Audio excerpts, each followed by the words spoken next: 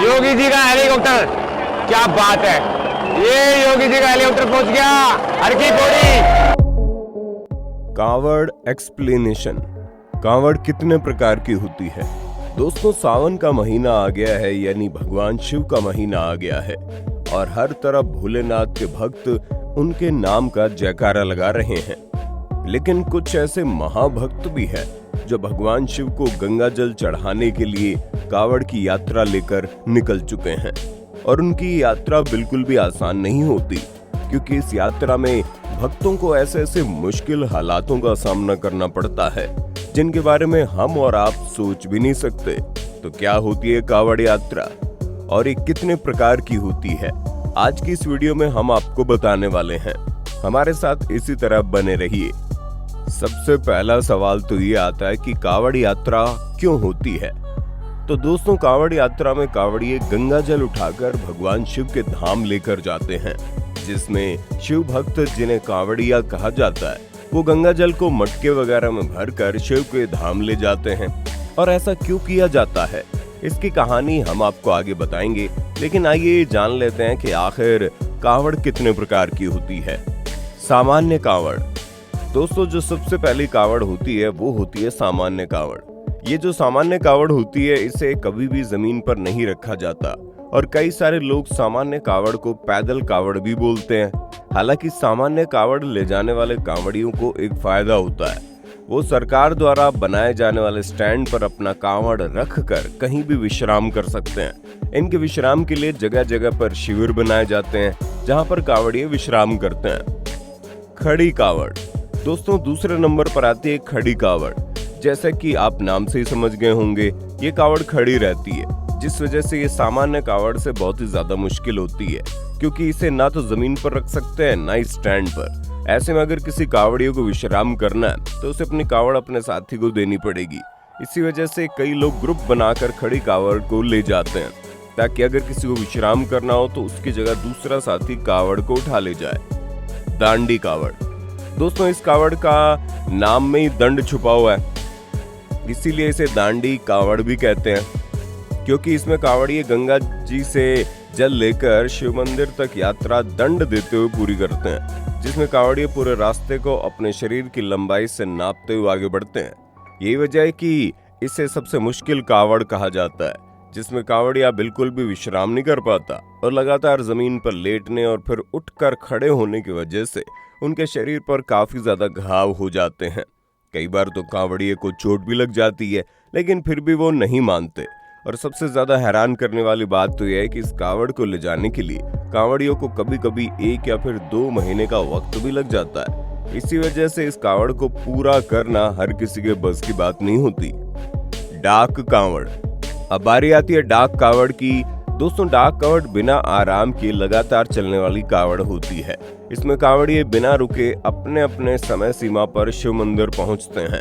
असल में डाक कांवड़ में टोली बनाकर कांवड़ यात्रा की जाती है, जिसमें कांवड़िए कांवड़ को लेकर भागते रहते हैं और जब वो थक जाते हैं तो उनका साथी कांवड़ को अपने हाथों में लेकर भागना शुरू कर देता है। और उसी बीच जो दूसरा कांवड़िया होता है वो बाइक में या फिर गाड़ी वगैरह में सफर करते हुए आता है, क्योंकि शर्त ये रहती है कि जिस इंसान के हाथ में कांवड़ है उसे ना ही रुकना है ना ही किसी वाहन आदि का सहारा लेना है। इसीलिए अगर कोई थक जाता है और उसे गाड़ी में सवार होना होता है तो कांवड़ दूसरे साथी को दे दी जाती है, ताकि कांवड़ के नियम कानूनों का उल्लंघन न हो और शिव भक्त पूरी सच्चाई से अपने भगवान तक कांवड़ यात्रा पूरी करें।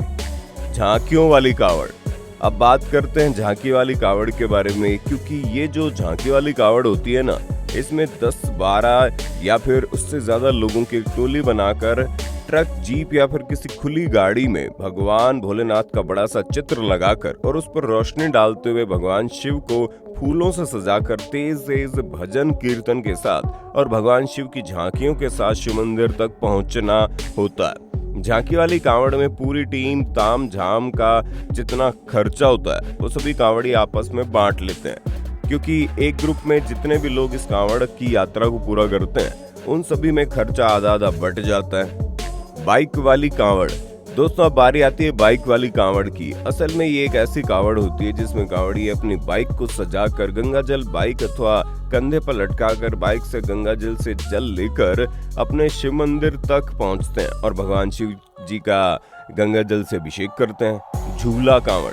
दोस्तों, अब बात करते हैं झूला कांवड़ के बारे में। ये बहुत ही खास कांवड़ होती है जिसमें ये कांवड़ हमेशा झूलती रहती है। ऐसे में अगर किसी सहयोगी को भी झूला कांवड़ दे दी जाए तो वो भी इसे लगातार झुलाता रहता है, और अगर कांवड़ को कांवड़ स्टैंड पर लगा दिया जाए तब भी उसे बुलाना पड़ता है। झूला कांवड़ को कभी भी अकेला नहीं छोड़ा जाता।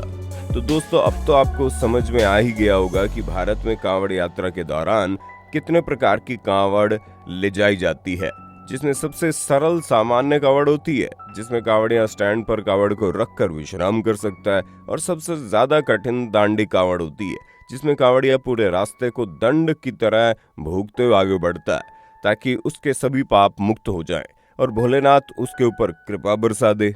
अगर हम कांवड़ के नियमों के बारे में बात करें तो दोस्तों, कोई भी कांवड़िया बिना नहाए कांवड़ को छू भी नहीं सकता। फिर चाहे कांवड़ यात्रा कितने भी दिनों की क्यों ना हो, उसका नहाना बहुत जरूरी है। इतना ही नहीं, कांवड़ लाने वाला व्यक्ति तेल, साबुन, कंघी वगैरह जैसी बाहरी चीजों का प्रयोग नहीं कर सकता। यात्रा के दौरान सभी कांवड़ियों को भोला कहकर पुकारा जाता है। अगर कोई महिला कांवड़ लेकर जा रही है तो उसे भोली के नाम से संबोधित किया जाता है। आपको बता दें, बहुत ही कम ऐसी महिलाएं जो कांवड़ ले जाने की हिम्मत कर पाती है, क्योंकि एक बहुत ही कठिन परिश्रम होता है। लेकिन कुछ ऐसी हिम्मत वाली महिलाएं भी मौजूद है जो भोलेनाथ की भक्ति में आकर कुछ भी कर गुजरती हैं। कांवड़ियों को किसी भी प्रकार का नशा नहीं करना होता, और जब वो कांवड़ यात्रा कर रहे होते हैं तो उन्हें चमड़ी से बनी किसी भी चीज का इस्तेमाल नहीं करना। चलते हुए वाहन पर भी कोई कांवड़िया अपनी कांवड़ को नहीं रख सकता। इसके अलावा कांवड़ियों को चारपाई के ऊपर लेटने और बैठने से भी मना किया जाता है। साफ शब्दों में कहा जाए, जो भी कांवड़िया पूरे नियम और लगन के साथ कांवड़ ले जाकर गंगा जल शिवजी पर चढ़ाता है तो भगवान भोलेनाथ उसकी मनोकामना जरूर पूरी करते हैं, क्योंकि कई सारे पुराणों में लिखा गया है कांवड़ यात्रा के हर एक कदम के साथ कांवड़िए को एक अश्वमेघ यज्ञ करने जितना पुण्य मिलता है।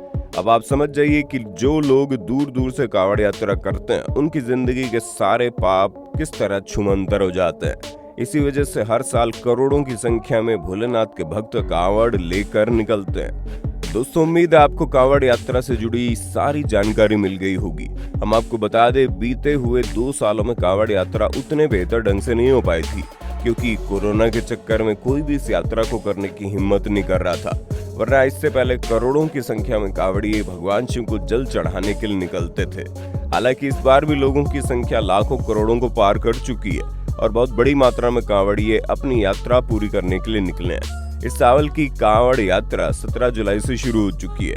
अब दोस्तों, अगर हम कांवड़ यात्रा से जुड़ी बाकी बातों के बारे में बात करें तो एक सवाल ये भी आता है कि आखिर लोग कांवड़ यात्रा क्यों ले जाते हैं। पुराणों के अनुसार बताया जाता है कि जब समुद्र मंथन हुआ था तो देवता और राक्षसों के बीच अमृत और विष को लेकर महायुद्ध छिड़ गया था, जिसे रोकने के लिए साक्षात भगवान शिव ने विष का घूंट पी लिया और वही विष अपने गले में रोक लिया था कि वो उनके शरीर तक ना पहुंच पाए। गले में विष होने के कारण भगवान शिव का कंठ यानी गला नीला पड़ गया। इसी वजह से भगवान शिव को नीलकंठ भी कहा जाता है।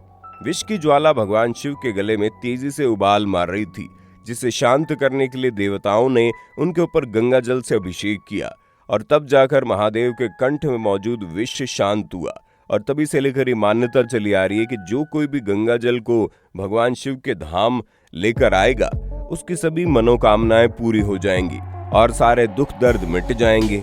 उम्मीद है आपको इस वीडियो से काफी कुछ सीखने को मिला होगा। अब आपको वीडियो के बारे में क्या कहना है कमेंट में बताना, और इसी तरह की वीडियोस को देखते रहने के लिए चैनल को सब्सक्राइब करना ना भूलें। दोस्तों, आपकी स्क्रीन पे 2 और वीडियोस दिख रही हैं, जिसे देखने के लिए आप इस स्क्रीन पर क्लिक करें। दोनों देखिएगा, बहुत अच्छी वीडियो बनी है।